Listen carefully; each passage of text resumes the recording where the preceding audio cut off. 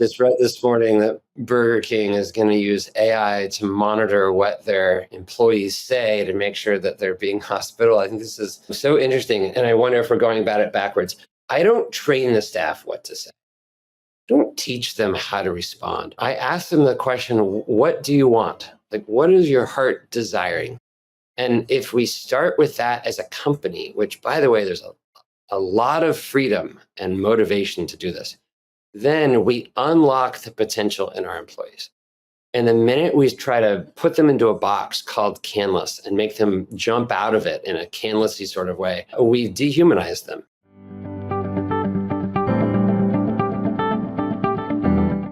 Creative leadership is easy to romanticize and hard to practice.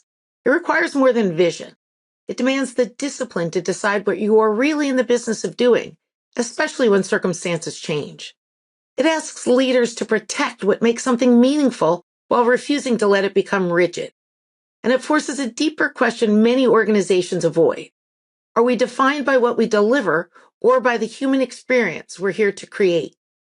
Culture does not emerge from mission statements. It forms through repetition, through ritual, through shared stories, and through the small behaviors that make values visible over time. The way a team handles embarrassment, the way they celebrate growth, the way they create trust with each other before they ever create trust with a customer. Creative leadership begins with building a culture that normalizes these behaviors. In the first part of my two-part conversation with Mark Canlis, we explore what it means to steward a 75-year-old institution without letting it calcify.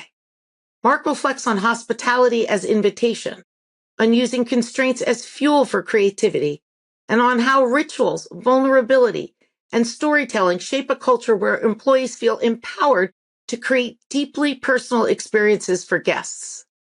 We also talk about the challenge of evolving a legacy brand during moments of disruption, including how Canlis reimagined itself during the pandemic without losing sight of its purpose. What emerges is a conversation about leadership that feels increasingly rare today. Leadership rooted not in control, but in trust, clarity, and human connection. Next week, in part 2, we continue the conversation into creativity, emotional labor, AI, and why human-centered experiences may become even more valuable in a world increasingly shaped by technology. I hope you enjoyed part 1 of my conversation with Mark Canlis.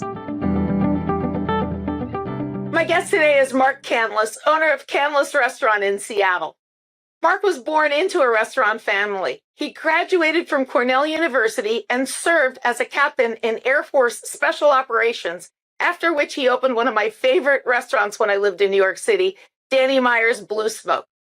After stints at 2 more iconic Manhattan venues, Union Square Cafe and 11 Madison Park, Mark returned to his family restaurant in Seattle to spearhead the generational transfer and modernization that has earned it national acclaim as one of the finest restaurants in America.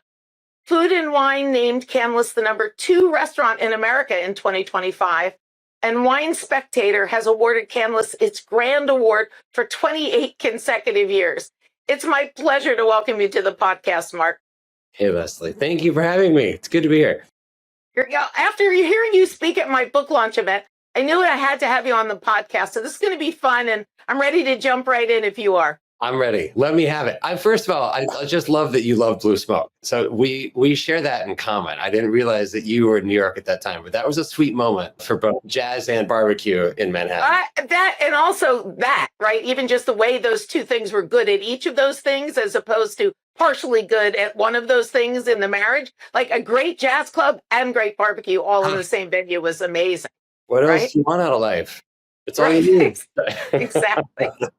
No, Danny nailed it. Yeah, he did. When I think about Canlis and I'm sure this is true for your other customers as well, I think of Canlis as a place to celebrate special moments and personal connections while enjoying artful cuisine. If you had to describe the restaurant in just 3 words, not a marketing version, but one that feels authentic to you as its steward, what would they be and why? If I describe Canlis Restaurant in 3 words, no one's ever made me do that. Let's see. It's all invitation.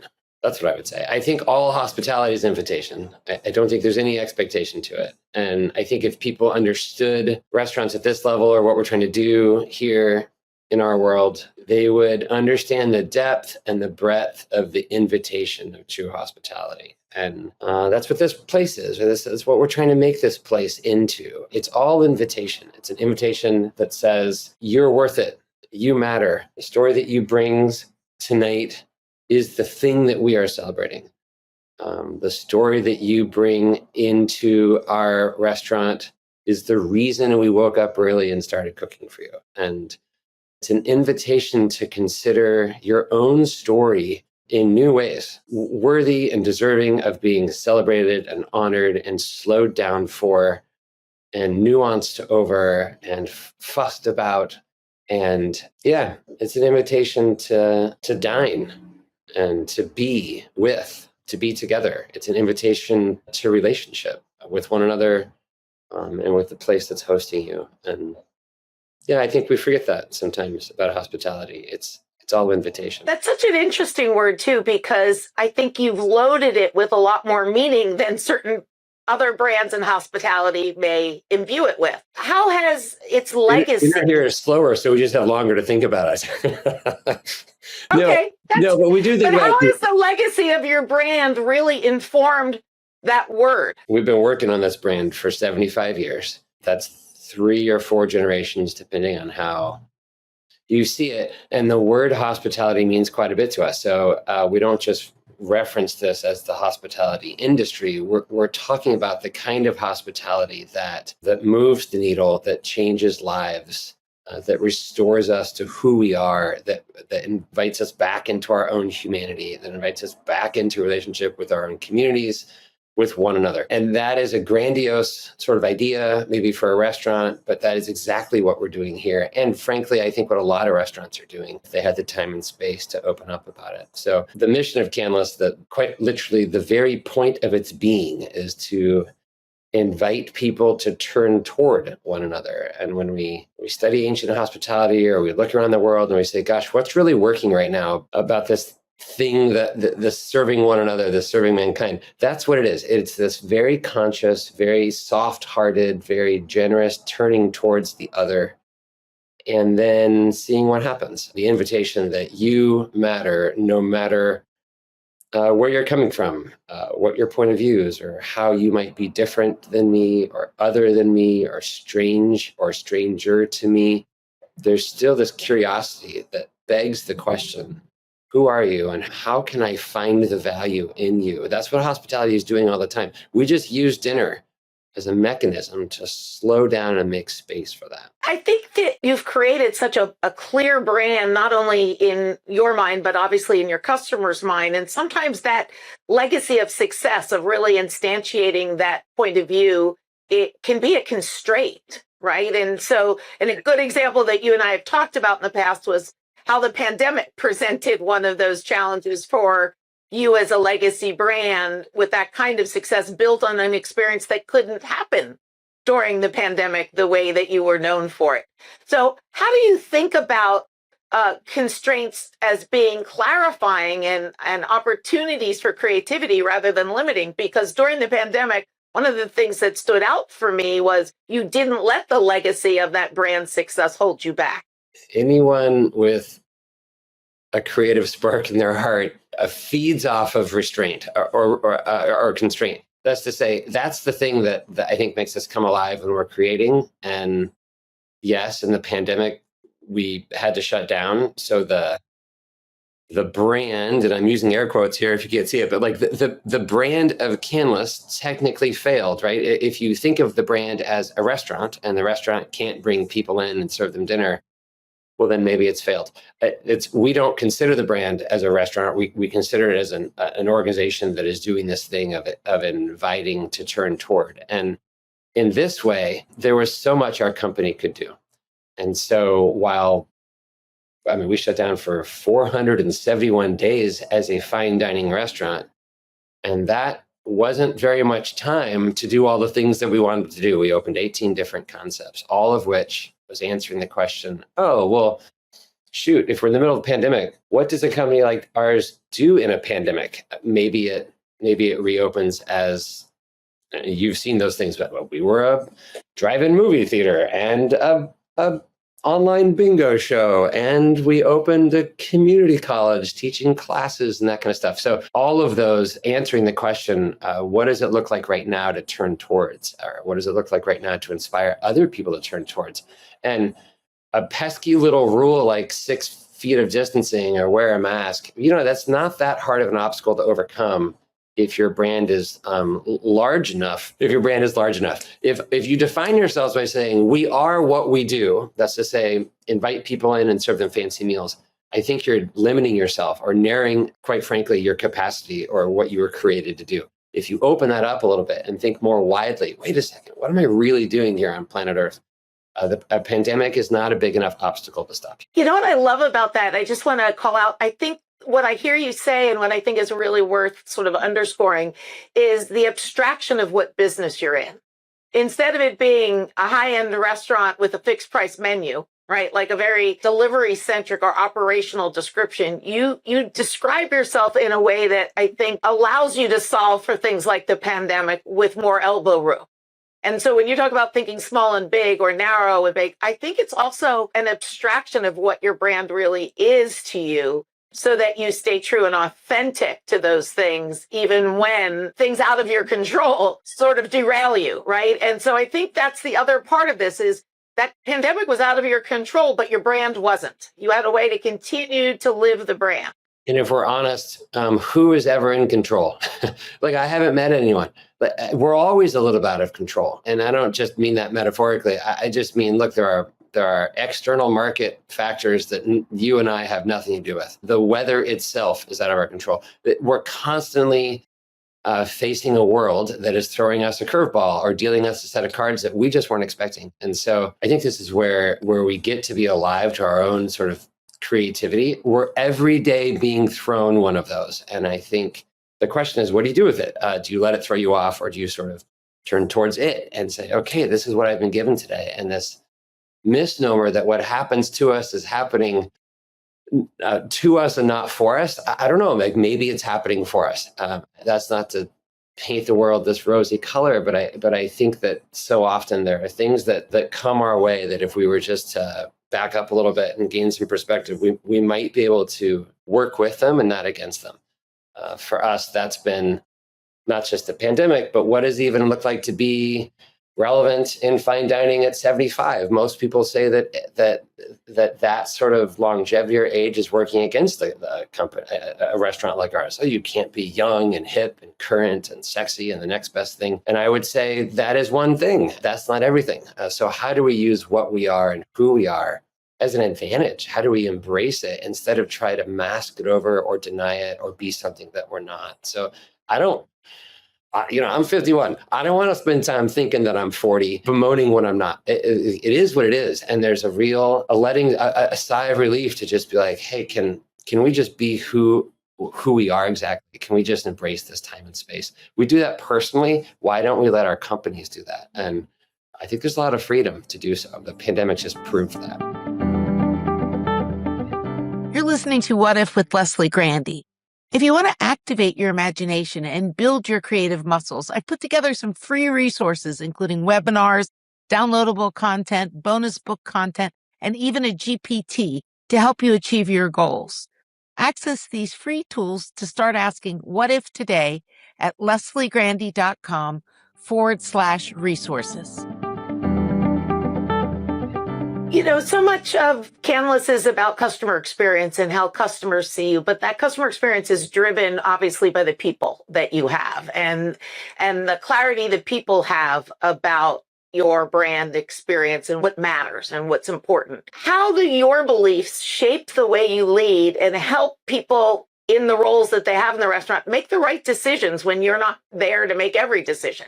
What is it about the way that you either hire for that cultural fit or how you train people that helps give that consistency in customer experience that really defines the brand? Man, that is such a loaded question. Okay. Good. I Good, just then I want to hear all angles of it. just read this morning that Burger King is going to use AI to monitor what their employees say to make sure that they're being hospitable. I think this is so interesting. And I wonder if we're going about it backwards.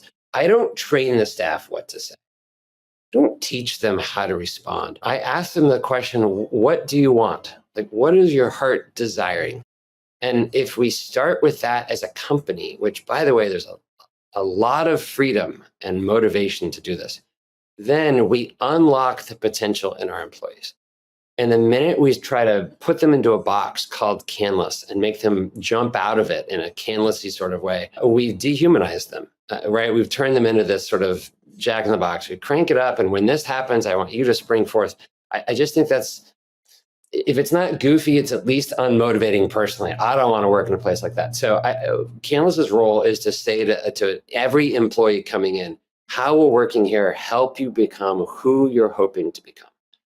That's the operative question. I ask a lot of questions in an interview, and we're going to come at you from all different angles. But at the end of the day, I mean, here's just like here's the cliff notes. You need to crush the answer to this question. How will working here help you become the kind of human being that you had always dreamed or hoped to become?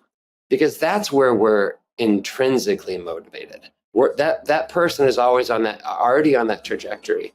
And if working here didn't help them do that, man, what a misstep, what a missed opportunity. And if working here could help you do that, I'd be crazy not to hire that human being. So that's where we begin. It is right at the onset. Hey, what's going to happen to you in this next season of life if you pour 8 to 15 hours a day into this place? Are you going to turn into a monster, or are you going to turn into this sort of the person that you had always been hoping to become? Will your mom like who you are because you work here? And I serve a lot of my staff's mothers on the dining room floor, and it's one of the things I'm constantly asking.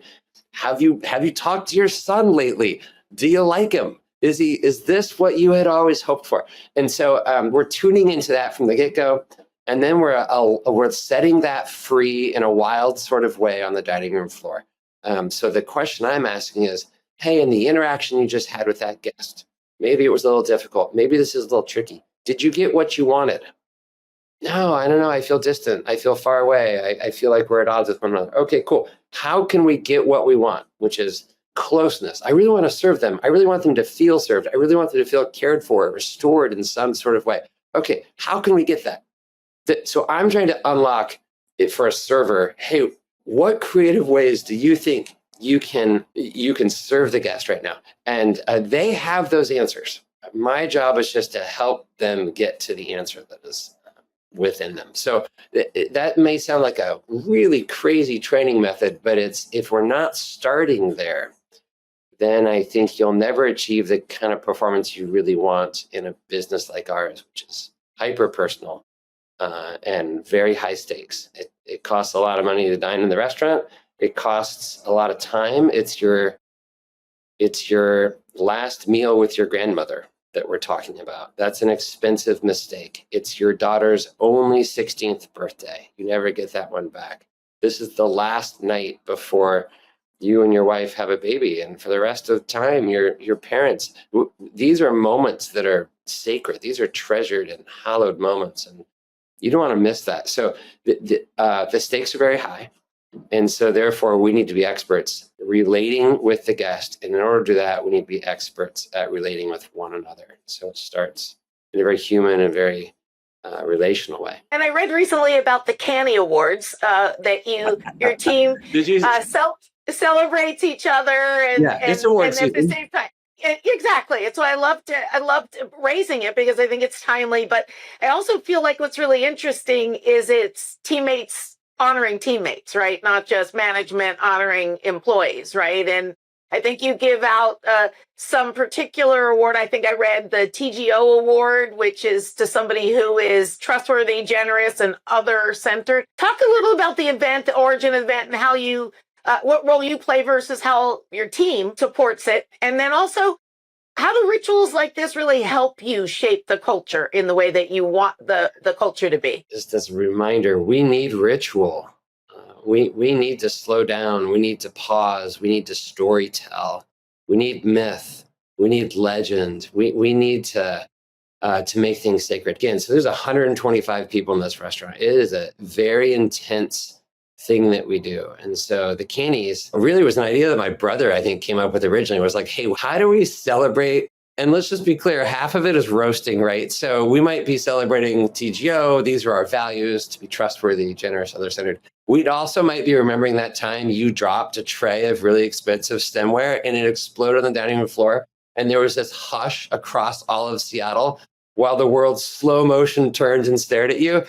Totally. Yeah, I got a Canny for dumping a beer down like on top of a woman, and not just the beer, but then the glass broke on her head. Like, these are the moments that just, it's like, hey, Mark, remember that time that you completely dumped a beer on top of that lady? And yeah, so these are moments where we're either just saying, hey, here's an employee who astounded us with their growth, or with the grace they showed, or with the song they sang at open mic night, or with their ability to win the laser tag tournament, or with just how they hustle. Like, you're pausing, you're stepping back for a minute and saying, that year, that was intense. Let's just brainstorm for a few moments, 30 or 40 different awards that can sort of help us remember what happened. And some of the awards repeat every year. They're named after great employees. Other awards are made just specifically for that time you accidentally pulled the fire alarm, when the mayor was dining. So it's that kind of thing that we spend. It's a ton of fun. It's a lot of fun. And in that ritual, what does the team walk away with from a cultural standpoint for having done that? From moving the ball forward and being able to do that retrospective and reflection, what does it do? What does it inform going forward? It's two things. One, it's vulnerable. So anytime you're bringing up someone's moment of infamy, shame, embarrassment, there's real vulnerability there, right? And so in vulnerability, we gain connection. Vulnerability breeds trust. Trust is the currency of relationship, and relationship is what powers culture. And so if I am looking for a team that is close-knit and can do anything together, I need them to be able to laugh at themselves in public. I need them to be able to be vulnerable in public. I need them to be able to say, oh, you know what? That was me. That was funny. My bad. And at the same time, we need to take the incredible moments, the accomplishments of, I have staff that have worked here 40 years. I have people who have done remarkable things. And we need to say, you guys, look at this person. Look at her. Look what happened. Look, nobody thought she'd make it. And now she just had her 5th work anniversary. Nobody thought. So like in holding up both, you're kind of saying out loud, isn't it amazing how human we are? Isn't it amazing where we fell down? And it is amazing where we picked one another up. We look at the fact that we got a bad review. We look at the fact that we're ranked number 2. We look at the whole thing. And in doing so, you gain context. You tell story and you remember. And it puts, with humor, I think humor is a survival mechanism. You use humor to sort of knit it all together and say, look, it's going to be okay. Here we all are in January on the other side of that busy, crazy year. Here we all are laughing and ribbing one another and sharing a drink, or, we loaded the room up with Chinese food. Here we all are with a bowl of noodles, and look, you made it. We made it. That storytelling is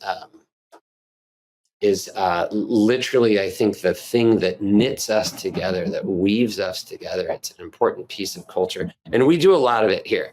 We're kind of crazy about it, but it's special. If you're ever in the room when it happens and talking to the 1,000 employees of former staff, you know that. It's special. It's a sweet night. There are tears and there's laughter.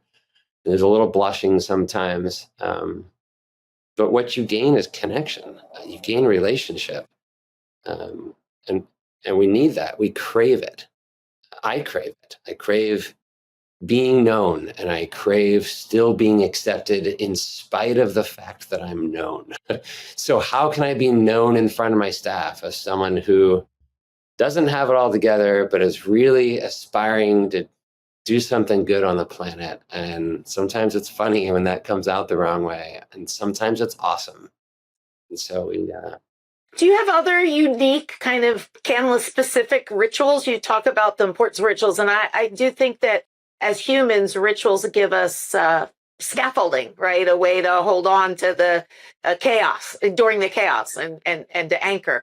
What other kind of anchoring rituals do you guys do? We have a parking lot, which a lot of restaurants don't. And then we have a lower parking lot. It's like this funny sunken, dug in thing. And it's ostensibly not a place you'd want to hang out. But we have actually spent years turning this lower parking lot into kind of the coolest outdoor clubhouse you can imagine. So one of the rituals we do is when staff go, in this parking lot are all of the leftover things from the crazy parties we throw. So for example, there's a large tiki hut that we turned into a bar, and there's a mini platform section for hot tubs, and there is a stage for singing, and there's a shipping container full of cooking equipment like pizza ovens and stuff, and a barbecue. So we throw huge bonfires out there, and we cook fun food that we're not able to do necessarily in the dining room floor, and we toast one another.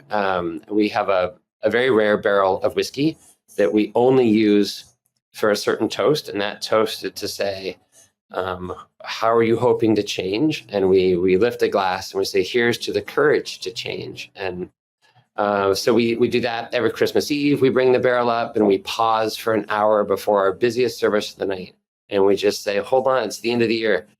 Does anyone hope for something next year? And we all lift a glass to this special barrel that my brothers and I brought back from Scotland. We play games. In play, I think it's sort of a faux vulnerability, if you will. And so we're teaching how to be vulnerable. Laughter is a kind of vulnerability. Gamemanship is a kind of vulnerability. So like late at night, we play laser tag in the dining room floor after you guys all go home. And we turn off the lights and we put on creepy Batman music and we stalk one another in the dark with lasers. And then it always devolves into outside of the neighborhood. And then the rule is like, you can't wake up the neighbors and you can't have the police come and you have to go home before the sun comes up. And so we play a lot of games. We have a funny company vehicle that people think is off-brand, but we use it. It's this 90s era Volkswagen and mining vehicle. And we use it to get in the mountains and we snowshoe together and we go bring down these huge Christmas trees from the Forest Service Department. We build a bonfire out there and we story tell. There are adventures that we take. There's open mic night where we just invite everyone. We set a stage and we invite everyone just to share a talent. It could be your silly little thumb wrestling exercise, or it could be a poem, or it could be a song, or it could be. And in all of this, the goal is to say, hold on a second. You're a human and we need to know you. Will you allow us to know you? We really want to. The invitation to the guest starts with an invitation to your team, and it has to be led from the top. And so that's kind of what we're getting at with a lot of these ostensibly non-restaurant-y things. I would argue there may be the most restaurant-y thing we could do would be to spend time getting to know one another. My wife and kids bake cinnamon rolls all December so that we can have the staff over Christmas morning. 54 people showed up last Christmas. Why? And we play games. So I think that there is a need societally to do this, but I for sure know that there is a need in hospitality to do this.